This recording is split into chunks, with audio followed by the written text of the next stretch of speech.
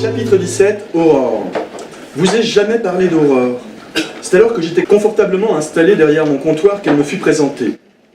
Elle venait de recevoir un satisfecit d'embauche au rayon librairie d'art de cette grande enseigne parisienne, Graphix, pour laquelle j'ai travaillé moi-même depuis 6 mois, et on lui faisait visiter la place et ses soldats tandis que j'effectuais au mieux ma tâche quotidienne, bien décidé à conserver ce job encore longtemps.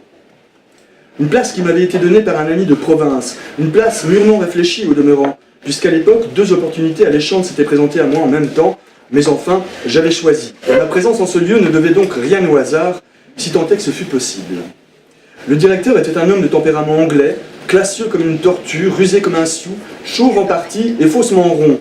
J'avais la responsabilité du rayon calligraphie et je m'étais tout de suite senti à l'aise.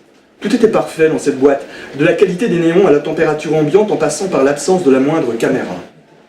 C'est donc en 1989, 200 ans après l'élévation du citoyen français au rang d'entité respectable, que je rencontrai au labeur mon Aurore d'Estreville, le merveilleux petit scorpion qui allait me donner le meilleur et le pire, dans cet ordre et sans compter.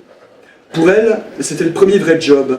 Or, le meilleur moyen de ne pas se faire écraser par Paris, c'était encore de la prendre de haut. Je lui ai envoyé, bien à l'abri derrière mon habit sombre et de petites lunettes, une main sobrement professionnelle qui s'affaissa bientôt de tendresse dans sa main fine et déliée de marionnettiste. Mon cher Davone, je vous présente Aurore d'Estreville qui présentera nos ouvrages d'art à l'étage. L'anglais nous faisait du charme. Enchanté, mademoiselle, je suis certain que vous en vendrez beaucoup. Je l'ai suivie du regard alors qu'elle s'éloignait vers l'escalier avec celui qui me l'avait amené comme un paquet cadeau, le gentleman directeur des hautes sphères de Graphix. Comme moi, Aurore s'était masquée, dissimulée derrière des convenances parfaitement observées, cheveux attachés, gorge couverte, elle ne m'avait d'abord gratifié que d'un demi-sourire. Mais cela avait suffi.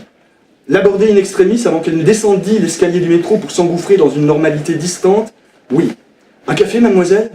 Quel pacte venais-je de signer là? Avec quelle puissance occulte, quel contrat sanglant venais-je de présenter à cette fille?